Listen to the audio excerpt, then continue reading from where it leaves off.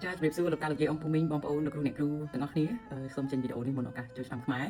សូមជាដំបូងនេះជូនពរដល់លោកតាលោកយាយអង្គភូមិញបងប្អូនលោកគ្រូអ្នកគ្រូកូនក្មួយទាំងអស់សូមឲ្យបានប្រកបដោយព្រះគុណព្រះពរមកព្រះជាម្ចាស់នៅក្នុងឱកាសឆ្នាំថ្មី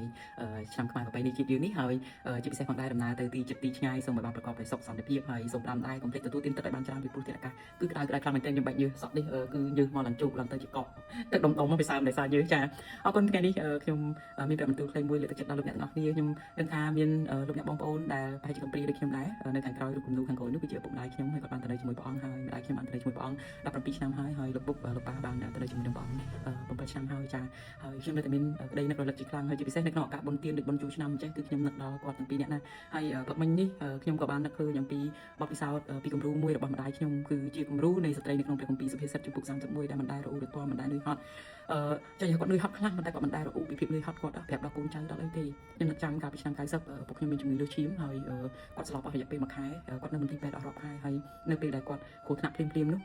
ខ្ញុំបានឃើញរូបភាពផ្ទាល់គាត់មាត់ខ្លួនគាត់ទាញអស់ហើយគាត់ខំដាក់គាត់ហូរឈាមតាមមាត់មិនអញ្ចឹងហើយប្រកាច់ហើយរឹងទាញទៅសាយអត់ដឹងខ្លួនអីទាំងអស់ហើយអត់មានសូម្បីតែគ្រូពេទ្យគឺអត់បានផ្ដល់ក្តីសង្ឃឹមមកដល់យើងថាគាត់នឹងអាចរស់ឡើងវិញទេប៉ុន្តែអ្វីដែលម្ដាយខ្ញុំមាននោះគឺក្តីសង្ឃឹមនៅលើព្រះហើយអ្វីដែលខ្ញុំអស្ចារ្យជាងគេគឺរាប់ខែគាត់ស្នាក់នៅមើលថែប្តីដែលបើឪពុកខ្ញុំជាមនុស្សដើមឈើគឺ1ខែអត់ដឹងអីទាំងអស់អញ្ចឹងអាចនោមអីដែលហូរមកអីមិនដឹងគឺម្ដាយសម្អាតគាត់មិនដឹងសម្អាតប្តីគាត់ទេគាត់សម្អាតប្រគុណនៅក្នុងបន្ទប់ទឹកនៅក្នុងពេទ្យទាំងមូលហើយគាត់សម្អាតអាគារហ្នឹងហើយខ្ញុំចាំថារាល់ថ្ងៃនៅក្នុងបន្ទប់សង្គ្រោះបន្ទាន់របស់ឪពុកខ្ញុំគឺគេលើកអ្នកស្លាប់ថ្ងៃមួយរហូតដល់ខ្ញុំជាក្មេងខ្ញុំចាប់ដើមគិតថាចុះពេលណាដល់វេនឪពុកខ្ញុំតែខ្ញុំទៅមួយនឹងឃើញគេខ្ញុំឃើញបាត់មនុស្សនៅក្នុងនឹងហើយសួរតែគេស្លាប់បាត់ហើយឪពុកខ្ញុំក៏គ្រូពេទ្យប្រាប់ថាមិនមានសង្ឃឹមអីដែរប៉ុន្តែម្ដាយខ្ញុំមានសង្ឃឹមនៅក្នុងព្រះអង្គហើយអ្វីដែលខ្ញុំអស្ចារ្យក្នុងចិត្តជាងគេលោកអ្ន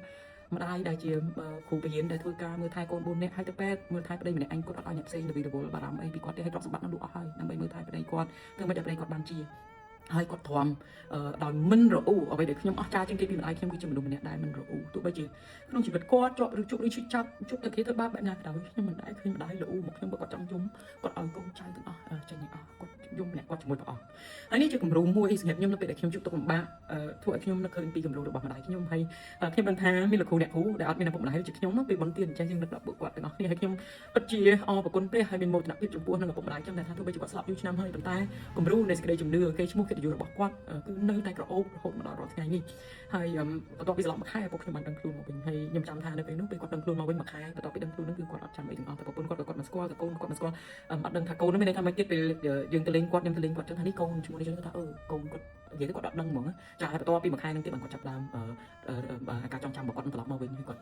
យគាត់ស្គាល់គាត់ដឹងរឿងអស់គាត់ដឹងគាត់នៅពេទ្យយូរប៉ុណ្ណឹងហើយខ្ញុំពិតជាអស្ចារ្យហើយម្ដាយមិនដែលរអ៊ូប៉ុន្តែម្ដាយតែងតែលើកយកព្រះបន្ទូលព្រះអង្គមកលើកទឹកចិត្តដល់កូនដល់បងប្អូនដល់មិត្តភក្តិទាំងអស់គ្នាមកលោកអ្នកស្គាល់ក្រុមស្ត្រីនៅក្នុងវិហារខ្ញុំនៅព្រះវិហារក្រុមជំនុំនឹងល្អទំនប់ទឹកលោកអ្នកអាចសួរគាត់បានថារហូតដល់ពេលថ្ងៃដែលម្ដាយគាត់នឹងហៅម្ដាយនៅតែលើកទឹកចិត្តជាមួយក្រុមស្ត្រីទៅលេងក៏ម្ដាយលើកទឹកចិត្តដល់ពួកគាត់ដែរហើយយ៉ាងនេះខ្ញុំនឹកឃើញខពីមួយដែលម្ដាយខ្ញុំធ្លាប់បង្រៀនដល់ខ្ញុំគឺនៅក្នុងព្រះគម្ពីរទំនុកបង្កើនចំពុក5ខ11ដល់ខ12ដែលថាតែសូមឲ្យអស់អ្នកដែលពឹងជ្រកក្នុងព្រះអង្គបានរីករាយឡើងសូមឲ្យគេច្រៀងដោយអំណរសូមព្រះអង្គរក្សាការពារគេហើយសូមឲ្យអស់អ្នកដែលស្រឡាញ់ដល់ព្រះនាមព្រះអង្គបានត្រេកអរក្នុងព្រះអង្គត្បិតអរព្រះយេហូវ៉ាអើយព្រះអង្គប្រទានពរមនុស្សសុចរិតព្រះអង្គគ្របបាំងអ្នកទាំងនោះជុំវិញដោយព្រះគុណទុកដូចជាខែ